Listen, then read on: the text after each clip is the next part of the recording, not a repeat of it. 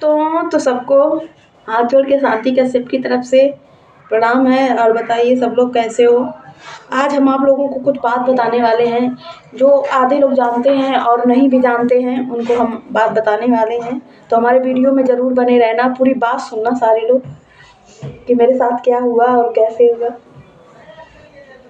हुआ जे कि पहले तो चलो सूर्यकांत की ज़िंदगी में हम थे, ठीक है।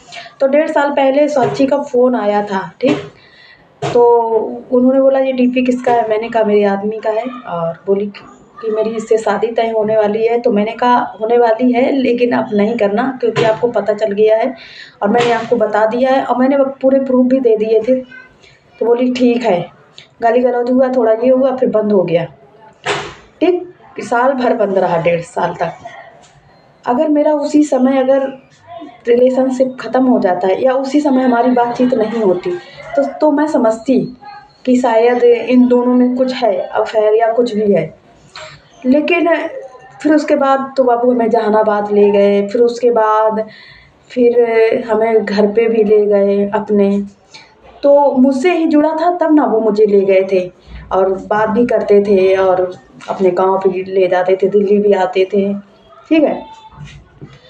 फिर उसके बाद जब मैं इनके घर गई, है ना, तब वो इनका साक्षी का मेरे इंस्टाग्राम पे आया मैसेज, यस यस के नाम से। तो मैंने कहा, तो बोली हेलो दीदी। तो मैंने उसमें लिख दिया कौन, तो बोले साक्षी। मैंने कहा अच्छा। फिर उसी से कॉल आया। मैंने कहा नंबर दे, नंबर नहीं दे रही थी क्योंकि पहले 33 वाला नंबर था और ये अब 96 है लास्ट में। तो मुझे नंबर नहीं दे रही थी, कह रही थी इसी से कॉल करो ना दीदी, इसी से। मैंने कॉल करी तो मैंने पूछा भी कि कैसी हो। बोली सूर्यकांत ने हमें धोखा दिया और तुम्हें भी। मैंने कहा हम उनके घर पे हैं। तो बोली कि अच्छा घर पे हो आप। मैंने कहा हाँ। कह रही दीदी मेरी भी शादी हो गई। मैंने तुम्हारी कब हुई थी, अगले मतलब जब मार्च में फ़ोन आया, ठीक है। तब वो नवंबर में पिछले कह रही थी 24 में, हाँ 24 में ही नवंबर में बोले थे कि शादी हो गई है मेरी। मैंने कहा कैसा है लड़का, बोली अच्छा है और आर्मी में ही है। मैंने कहा अच्छा दिखाइए फ़ोटो। तो जो जो स्क्रीन में फ़ोटो है ना, ये दिया मुझे फ़ोटो और बोली ये मेरा हस्बैंड है। मैंने कहा अच्छा है। कह रहे हमने कहा बात कराओगे। बोली कि नहीं दीदी रात में आते हैं, कभी 12 बजे कभी 10 बजे, तो बात नहीं हो पाएगी दीदी, तुम मेरे घर आओगी। मैंने कहा आएंगे, बुलाओगी तो काहे नहीं आएंगे। अच्छे से बात होती रही, है ना। फिर इसने मेरी आईडी बना दी शांति कश्यप के नाम से। मैंने कहा पागल है, मेरी आईडी काहे बना रही। फिर मेरे आईडी के ऊपर नंबर लगा दिया और हमसे बात होती रही, मैं मना करती रही, पूरा स्क्रीनशॉट है मेरे में, ठीक है। मैं लेती रही कि ये कोई गेम तो खेल रही है पक्का।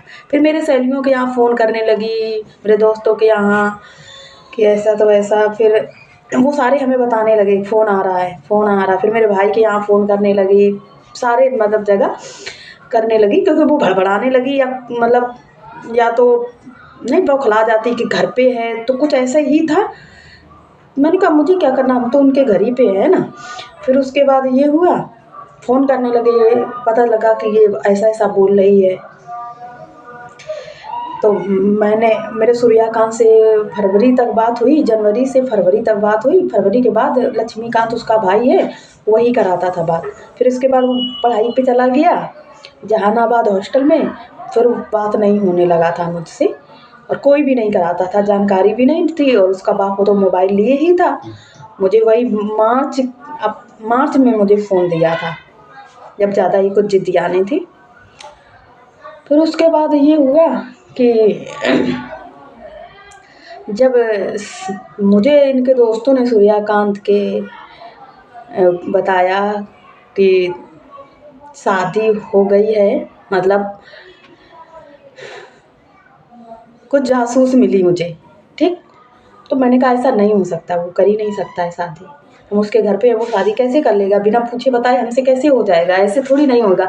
अब तो पूरा पापा को मम्मी को पूरा उसके मामा उसका पूरा खानदान उसका पूरा गांव वाला जान गया, अब थोड़ी नहीं ऐसा होगा। मैं नहीं मान रही थी, ठीक है। तब मैंने घर में मैंने बात पूछने लगी सबसे, उसकी माँ से, सूर्यकांत की, सारे लोगों से पूछने लगी कि ऐसा हुआ है। तो ये लोग लड़ाई करने लगे, ठीक है। मई के साइड में, मार्च अप्रैल मई इतना तक शांत रहे हम, लड़ाई की होने लगी।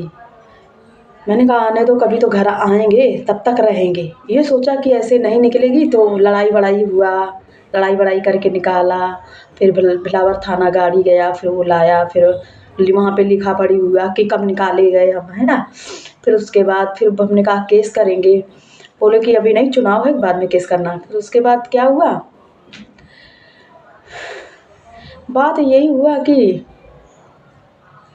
मेरे साथ इतना बड़ा मज़ाक हुआ ना कि आप लोग खुद समझ सकते हो। ठीक है, मैंने पूरी कमाई अपनी सूर्यकांत को दे दी थी, लेकिन आज तक हम नहीं बोलते थे कि तुम लोग बोलोगे कि आप लोग लगाती हैं, जिससे प्यार करती हूँ उसी को, लेकिन आज हमें बोलना ही पड़ रहा है। क्योंकि मैं पहले जो मेरी शादी हुई थी उससे हम 6 साल दूर थे। 4 साल तो ओरिजिनल ही थे, बिल्कुल कुछ था ही नहीं। 2 साल तो अलग थे, कभी-कभी जाते आते थे, कभी-कभी कुछ भी उससे संपर्क था, लेकिन वह नहीं था। तो हम जैसे काम करते थे, तो सूर्यकांत ने पता है मुझसे क्या कर कह के पैसा लिया था कि हम घर बनवा रहे हैं और तुमको तो ही घर पे रहना है, और शांति तुम कोशिश करो ना, पैसे कमाओ ज़्यादा से ज़्यादा तो अपना घर बन जाए, बढ़िया आराम से रहेंगे। तो मैंने कहा ठीक है। तो मैंने जितनी कमाई थी यहाँ नोएडा की, ठीक, मैं बैंक बैंक भी नहीं चलाती थी, फिर फ़ोन कुछ नहीं, तो मैं कैश ही रखती थी। मेरा सूर्यकांत आ जाता था तब हम उनको दे देते थे, ठीक, कैश दे देते थे जितना हम कमाते थे। 4 साल हो गया था तो यहाँ पे कमाते-कमाते तो पैसा तो बचता है ना? मैंने अपने लिए कुछ भी नहीं किया था। फिर उसके बाद इन्होंने मुझे एक सीरियल में ले गए गोरखपुर बस्ती, वहाँ से मुझे मिला था 40,000 रुपया, वो भी दे दिया। फिर मुझे धीरे-धीरे बोले कि सोनपुर थिएटर के लिए इन्होंने बोला। बोला इन्होंने ही भेजा मुझे, ठीक है? तो बोले कि कोई चोरी नहीं है डांस-वांस में, करो काम तुम। फिर हम काम करे, फिर हम लाए पैसा 60-70 हज़ार, ठीक है? इनाम-तिनाम और मालिक ने भी दिया था, और उनके गाँव वालों ने भी देखा था मेरा वो बैंक खुलवाया गया था ना चेक करवाने के लिए, तो गाँव वाला भी देखा था। मैंने वो पैसा पापा को दे दिया था, इनके घर में ही दे दिया था, क्योंकि ये बोल रहे थे प्लास्टर करवाना है। जनवरी में उनके यहाँ प्लास्टर भी हुआ था, अगली जनवरी में ऊपर, तो वो दे दिया था उनको, ठीक है? और ऐसे-ऐसे मुझे ऐसे लूटते रहे। और एक उसका भाई है उमाकांत, तो उसका चालान हुआ था 10,000, उसमें दिए थे। कैश दिया था मैंने सूर्यकांत को, उन्होंने फ़ोन पे किया होगा अपने भाई पे, कुछ ऐसा ही था। तो मुझे इन्होंने बर्बाद कर दिया, मुझे हर तरीके से सब कुछ कर दिया और आराम से बैठे हैं।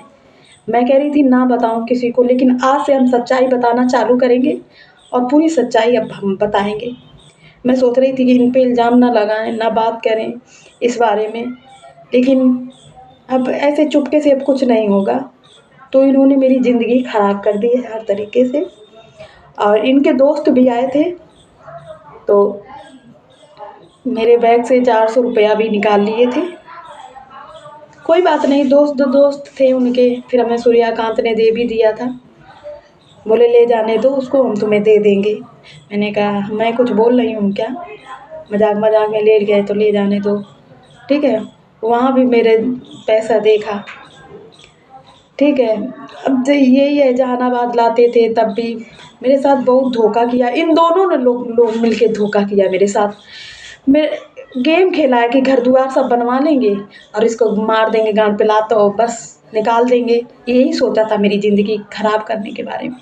हमें बर्बाद कर दिया, हम कहीं की नहीं हैं। सूर्यकांत मेरे साथ बहुत ज़्यादा गलत किए हैं, और पूरे गाँव को भी पता है कि मैंने ही पैसा दिया है घर बनवाने में, मदद की है। ज़्यादा तो नहीं मदद कर सकती, लड़की हैं, फिर भी मैंने मदद की। और इनकी चाल थी शायद कि ऐसा-तैसा करवाएँगे तो ऐसा-तैसा इसको बदनाम कर देंगे, फिर ये भग जाएगी, कुछ तो होगा। क्योंकि बंदा आज तक नहीं कबूलता है कि कैसे थे, क्या हुआ, कुछ बोलता ही नहीं है, मुँह बंद रखता है। बताता भी नहीं है कि ज़बरदस्ती शादी हुई, बोलता ही नहीं, बस इतना बोलता है शांति, हम दोनों लोग कष्ट में झेल लेंगे, हमारे तुम्हारी वजह से कोई तीसरा तकलीफ़ में रहे, ऐसा नहीं हो सकता। तो हम कहाँ जाएँगे बताइए ना? हम तकलीफ़ झेलें, हम क्यों झेलें?